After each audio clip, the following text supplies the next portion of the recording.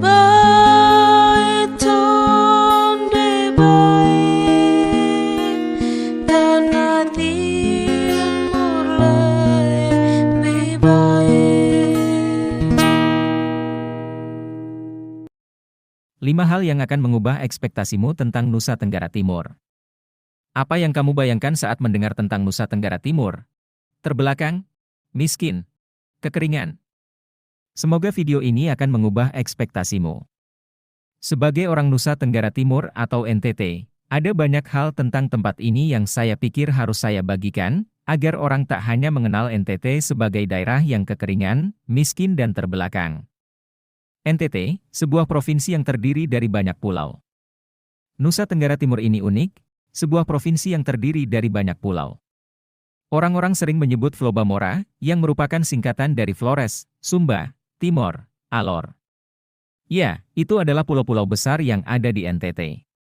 Selain pulau-pulau tersebut ada juga beberapa pulau lain yang cukup terkenal yaitu Rote, Sabu, Semau, Adonara.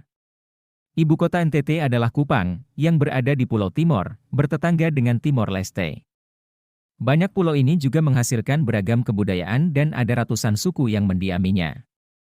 Siapa yang tak kenal tenun NTT? Saat ini ada ratusan jenis corak tenun yang berasal dari ratusan suku tersebut. Setiap suku punya makna tersendiri dalam corak tenun mereka, contohnya tenun Sumba yang bercorak ayam dan kuda yang bermakna kehidupan rumah tangga dan kekuatan. Tenun Pulau Timor identik dengan warna-warni ceria yang siap kamu kombinasikan dengan fashion item terkini. Jika ingin mengunjungi pulau-pulau tersebut, kamu bisa memilih dengan jalur udara ataupun laut. Hampir semua kabupaten memiliki bandara udara dan jadwal penerbangan rutin dari Kupang atau Denpasar. Benarkah NTT itu kering, miskin dan terbelakang? Beberapa tahun lalu sempat muncul iklan air di televisi yang sukses membuat NTT dikenal sebagai daerah kering dan punya permasalahan air. Tidak semua tempat di NTT mengalami kekeringan. Benar memang musim hujan tidak berlangsung lama di NTT. Sebagai perbandingan, bila di daerah lain hujan bisa turun selama 3 bulan, di NTT mungkin hanya 1 bulan dalam setahun. Namun hal itu tak lantas membuat daerah kami kekeringan, gagal panen ataupun kelaparan. Masyarakat NTT terbiasa dengan iklim ini. Kami bukan orang terbelakang dan kami sudah punya perencanaan untuk mengantisipasi kekurangan air. Jangan kaget kamu akan menemukan banyak sawah hijau, hutan yang begitu rimbun, perkebunan sayur yang maju, gunung yang masih asri, jernihnya sungai, pantai-pantai dengan pasir putih, sabana yang begitu luas, hingga karang-karang megah menjulang. Kami juga paham berorganisasi, nyatanya ada banyak komunitas, sastrawan, dan pejabat nasional yang berasal dari NTT. Mengaku penggemar sastra? Pasti tahu siapa itu Gerson Poik, sastrawan ternama yang berasal dari Pulau Rote. Bahkan di tingkat desa, masyarakat juga aktif berorganisasi, membentuk kelompok dan mengikuti berbagai macam pelatihan yang diselenggarakan oleh pemerintah ataupun LSM. Soal kerukunan beragama, masyarakat NTT yang mayoritas beragama Kristen, Protestan, dan Katolik, hidup berdampingan dengan mereka yang memiliki keyakinan berbeda dan juga bersikap ramah kepada pendatang. Bukankah lebih terbelakang jika kita yang tinggal di kota besar tetapi masih memandang perbedaan identitas sebagai pemecah belah?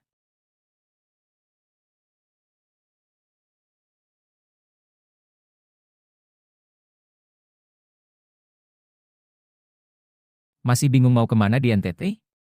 Silakan sebutkan tipe wisata alam ataupun budaya yang ingin kamu kunjungi, kami akan segera menjawabnya dengan cepat, karena memang semua lengkap tersedia di sini. Mau ke pantai? Apa yang kamu suka di pantai? Jika kamu ingin berselancar, ada Pantai Nemberala Rote, yang terkenal hingga mancanegara. Jika ingin melihat indahnya kedalaman dan taman laut, terbanglah ke Kabupaten Alor dan buktikan surga bawah laut nyata adanya di tempat itu. Jika kamu pecinta kebudayaan silakan kunjungi Kampung Bena di Bajawa, atau mungkin kamu seorang petualang silakan menuju Gunung Mutis yang keindahannya sering disebut menyerupai latar film Twilight. Kamu juga bisa menemukan indahnya sabana kering yang berwarna kecoklatan di Pulau Sumba. Jadi, tak perlu bingung, kamu bisa menemukan apapun di sini. Tak semua orang NTT itu kasar dan menyeramkan. Penampilan fisik mungkin terlihat tidak seperti orang-orang yang kamu kenal, Kulit memang lebih gelap tak lantas membuat NTT menghasilkan orang-orang berwatak kasar. Jika kamu berkunjung ke NTT, percayalah bahwa orang-orang akan menyambutmu dengan senyuman khas dan kepribadian yang hangat. Lingkungan dan alam yang cukup sulit memang menjadikan orang-orang NTT harus lebih keras dalam berusaha tetapi tidak membuat mereka selalu berlaku kasar. Jadi jangan pernah takut kesulitan atau tersesat, mereka akan selalu siap menolongmu dan mengucapkan, jangan marah NTT bukan hanya Labuan Bajo dan Komodo. Mungkin saat ini Labuan Bajo dan Komodo menjadi objek wisata terpopuler versi Instagram Indonesia. Tapi ketahuilah bahwa ada begitu banyak tempat indah yang mungkin belum diekspos di media.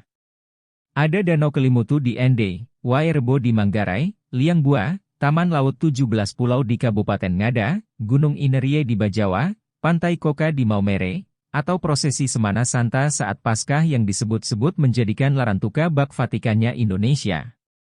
Ada juga koral warna-warni Pantai Kolbano, air terjun Oehala di Soe, Pantai Lasiana di Kupang, dan masih banyak lagi. Itu dia hal-hal yang harus kamu ketahui tentang NTT. Ayo berkunjung, segera tentukan tujuanmu dan eksplor kekayaannya tanpa merusaknya.